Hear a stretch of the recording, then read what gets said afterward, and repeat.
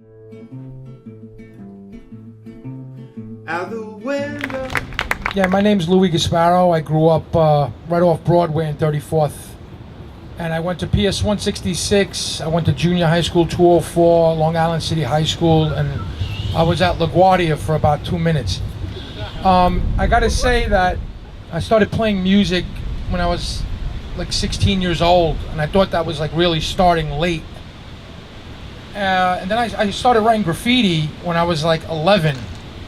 So 1977 I started writing graffiti, 1982 I started playing music, and both scenes that I was involved with were like really underground, you know, counterculture type things that you weren't necessarily encouraged to do. Like, you know, I was playing like heavy metal, you know, bands like Motorhead and Black Sabbath, and you know, I grew my hair really long. Now I have more hair on my back than I have on my head, but you know, that happens.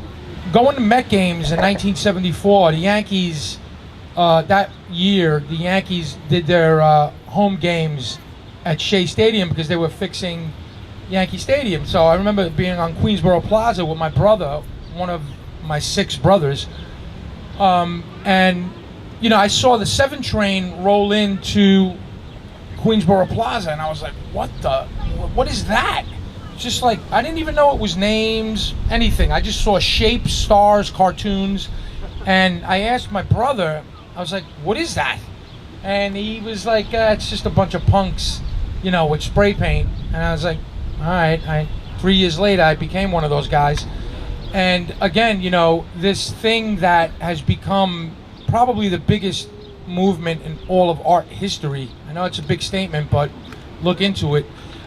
It's a worldwide phenomena that really started in New York City in like 1970, you know, with cats up in Washington Heights just writing their name and the number of the street that they lived on. And then it just turned into this whole thing where, you know, this gigantic, elaborate murals going on in like Indonesia. And it started here in New York. And I wouldn't trade growing up in Astoria when I grew up for anything. And I got to thank my mother and father and all my brothers and sisters for, you know, giving me that strength and that, like, just the confidence of saying, you know, you can do this, this, and this. And some things that people considered unattainable dreams were just things that, you know, me and my brothers were like, you could do that. You could do that. You know, I grew up, you know, people say, oh, legendary graffiti writer, whatever. I don't think of any of that. I just do what I love doing. And, you know, my 6 brothers, they were really legends in my neighborhood. You know, one of my brothers was a Golden Glove boxer. The other guy was a martial artist, tried out for the Cincinnati Reds straight out of high school. My other brother played on the New York Cosmos. My other brother had like 20 guitars, and he was Joe Cool. So, you know, these people were the people, and my father, who basically gave up his whole everything in Italy to come here in like 1960 so that, you know, we could do what we do.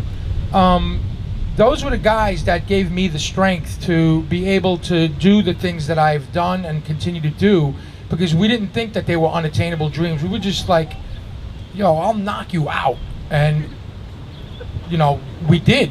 Not literally like punch somebody, but it wasn't we were just like confident, and we knew that we could do it. So, you know, I got to give them the props for bringing me here. I was born in Harlem, you know, but I grew up in Astoria, like from 1969 to like 1997. And then I moved for a little while and I came back, but I was always here. And everything I learned and everything that I do with art, music, and acting, and just being a knucklehead, I learned it here. I learned it in the schoolyard. I learned it, you know, from my family. I learned it from the neighborhood cats that I knew. And it's just a testament to believing in yourself and never giving up, because if you give up, nothing happens. If you keep doing what you do, we always looked at it like it was an odds thing. Like if you keep throwing the dart at the dartboard, you're gonna hit the dartboard. So just keep throwing darts. Just don't throw them at me. So I'm gonna read a little bit. When I was a little kid, I met Michael Jackson right around the corner from my house. And I was like, what's Michael Jackson doing here? and they were filming The Wiz, and it was like below zero, and you know, we were just outside freezing, and I was so stupid that I thought, let me wrap my hands with this duct tape. That'll be good. And then my hands were even more cold. But it wasn't good. But it was good meeting him and Nipsey Russell and Diana Ross. And then another time, I'm in my backyard. My brother Rocco comes in. He's like, Lou, Aerosmith's right around the corner. I'm like, what do you mean Aerosmith's around the corner? It's like they're practicing at Kaufman's, at what we used to call it Channel 13, because Jerry Lewis did a telethon that really brought that studio back, you know, before it became the mega thing that it is now. We're like, Aerosmith's at Channel 13, what are you talking about? Go around the corner, Aerosmith's there. So I'm listening to them, and at the time, they were my favorite band, and I had the jacket with the Aerosmith logo. So I always thought the Aerosmith logo kind of looked like graffiti, so I'm like, these guys got to be cool, because they don't even know that they're into graffiti, but they are. So I had the jacket on, and I go to the studio, and I'm listening, Walk This Way, Sweet Emotion, all of these songs. I'm like, holy you know what. They come out, and I'm just like staring at them. They're all like, they're all really small guys, because I've met them throughout the years, and I'm looking at them like, what are you guys doing here? And they're like, we're just rehearsing. Meanwhile, it was like a full production rehearsal for this thing called the Texas Jam that headlined the stadium in Texas. And I'm like, what are you doing now? And they're like, nothing, we're just gonna go eat. And I'm like, wow, these guys are like regular guys. So all the stuff that I got into this stuff so much that I wanted to be those things. Like, I saw graffiti, I got to do that. My brothers play drums, I got to be a drummer. Led Zeppelin, I got to be in Led Zeppelin. I was never in Led Zeppelin though, almost. But you know, it goes back to that thing about you can do it. You know, you can do it. And again, when I say discouraged, I mean society discouraged a lot of the things that we thought we could do. Graffiti became this worldwide phenomena. I still do urban abstract art, call it graffiti. I don't do it illegally. You know, I do canvases, and I'm still that kid that grew up on 34th Avenue off Broadway. And I still believe the same things I believed back then, because I think that when you nurture that inner child in you, you always stay young. You'd never think that I was 73 years old, but you know, you could laugh a little bit more if you wanted. So, see how it works out? But yeah, you know, and I learned it all in the neighborhood. I learned it all in Astoria. I learned it all Long Island City. You know, when I was a kid growing up, we were free. I felt free. Cell phone. We knew the phone numbers to phone booths. I remember walking by 35th Avenue and 33rd Street. There was a phone booth on the corner, an actual booth. I'm headlining that phone booth next week, by the way. So the phone would ring. All right, so, hello? Yeah, yo, what's up? Who's this? Jimmy. Oh, what's up, Jim? What are you doing? Nothing. Going home. Who's at the schoolyard? Larry, you know, Mo, Curly. Okay, later. That was social media. You know, the train going by with the name, that was social media. Just the sense of freedom and the sense of knowing everybody in this neighborhood. I mean, we walked everywhere. All we needed was a radio, a couple of cassettes, no money. We just had music, and we were walking around neighborhood to neighborhood to neighborhood. We always ran into someone who knew someone we knew. So we always felt safe.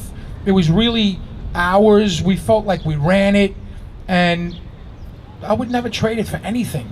Nothing.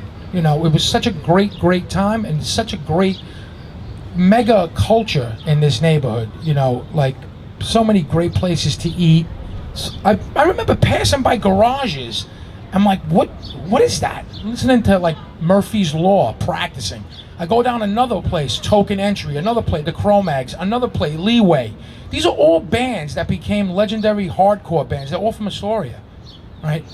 So you got the trains going by. Me and my friends are looking at the trains. Oh, wow, look, there goes what's his face thing. And we turn around and keep walking. Then pass by the schoolyard. Somebody's in the back of the schoolyard, like practicing martial arts. Well, what are you doing? Oh, we're going to take Kung Fu lessons now. Okay.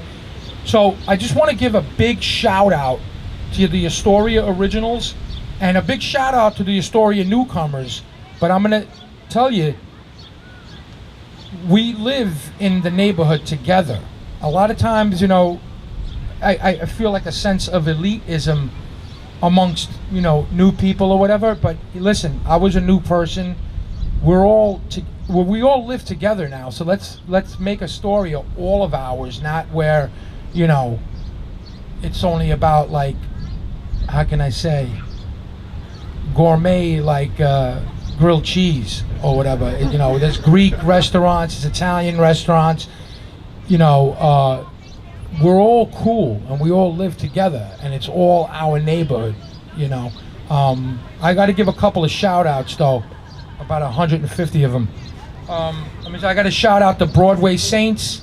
I got to shout out Don 1, KB, OP, JD1, RCA, Mace, KS3, Murphy's Law, Vortex, Leeway, Token Entry, Stormtrooper, Nevermore, Rest in Peace, Prodigy, Mob Deep, Nas, Roxanne Shante, Christopher Walken, Tony Bennett, Punk Rock Alex, the Strand Theater, the Astoria Theater, PS 166, Junior High School 204, Long Island City High School, LaGuardia, even though I was there for 3 seconds. And thank you to my brothers and sisters and everybody I ever hung out with in Astoria and Long Island City, and most of all to my mother and father for choosing the coolest place in the world to raise all 12 of us. And peace and love always. The Astoria Originals. You guys rock and roll. Peace always. Love always. I put down roots on shifting sands, but avalanches keep on washing me down. Down to the river and back to the start, out to the wide blue ocean coast. Now I put down roots on shifting sands, but avalanches keep on washing me down. Down to the river and back to the start, out to the wide blue ocean coast. I turn back around 'cause I'm heading right for the source. Go down to the river and back to the start, out to the wide blue ocean coast. I turn back around 'cause I'm heading right